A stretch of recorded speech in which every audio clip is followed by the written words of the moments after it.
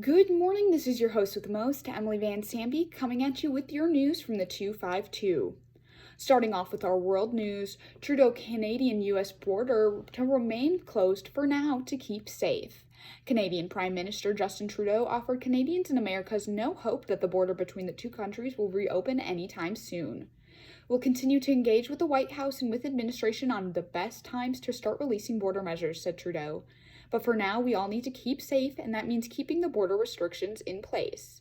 The U.S. and Canada largely shut down land borders between the two countries last March 21st in order to slow the spread of the novel coronavirus. Now, even though there are signs that COVID-19 pandemic is easing, Trudeau told NBC's Chuck Todd that concerns about the new variants of the virus present a reason to keep the border largely shut.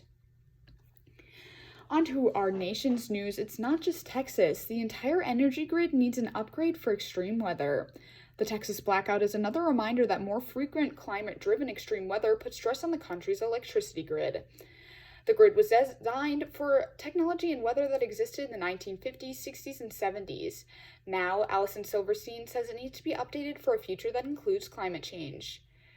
Everybody has always designed these systems looking in the rearview mirror, says Silverstein. The number of weather disasters with losses over $1 billion is increasing, according to the NOAA's National Centers for Environmental Information, and the group Climate Central says that since 2000, there's been a 60% increase in major power outages from weather and climate-related events. On to our state news, with Wisconsin teachers becoming eligible for COVID-19 vaccine Monday, but many are facing an uncertain wait. As teachers become eligible for the COVID-19 vaccine Monday, some may get shots right away, while others may need to wait up to 6 weeks. Local health departments are in charge of coordinating vaccinations for educators and childcare staff, though many were still finalizing plans this week, and educators were left unsure how to schedule appointments. It became clear to us that everybody thought they were going to do everybody the first few weeks of March, and that of course is not feasible given the vaccine supply we have here, William Van Dyke said. Now a word from our sponsors. Stop wiping, start washing. You wouldn't just wipe poo off your hands with paper, would you? You'd wash them, right? Then why you keep using paper on your butt? Tushy is a bidet attachment that can be easily installed on almost any toilet. No plumber required. Discover how a bidet attachment can lead to a happier, cleaner, and fresher posterior today.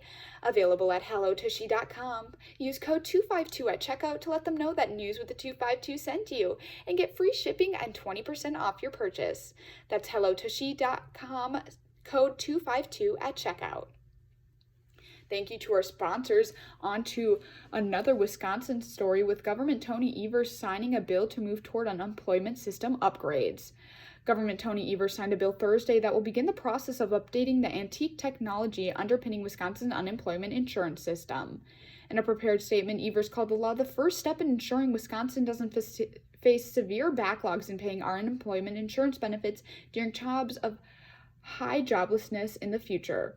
The state has been having substantial delays in paying out some benefits during the COVID-19 pandemic, with some people waiting several months to receive a check from the state. Under the new law, the State Department of Workforce Development will have to use existing state funds and any federal money available to draft a request for proposals from the businesses that could do the upgrades. They would have to secure a contractor and begin the work by June 30th. Swinging into our sports news today, spring training. After season shaped by coronavirus, Brewers prepare for more normal 2021. Snow is forecasted for parts of Wisconsin on Sunday, but it's 65 degrees and sunny in Glendale, Arizona, where the Milwaukee Brewers are set to play their first spring training game against the Chicago White Sox.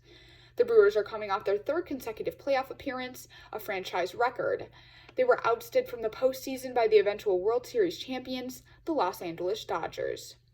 Opening day at American Family Field in Milwaukee is set for April 1st. The Brewers will take on Minnesota Twins, with plans to have spectators in attendance. We're going to wrap up our cast today with the weather. Today it's going to be mostly cloudy, then gradually becoming more clear in the later night. A high of 22 with a low around 4, and winds up to 20 miles per hour. Tomorrow we're going to see some sun with a high near 20, low around 16, and winds again up to 20 miles per hour. This has been News with a 252. Thank you for tuning in. Emmalee Van Sandbeek, signing off.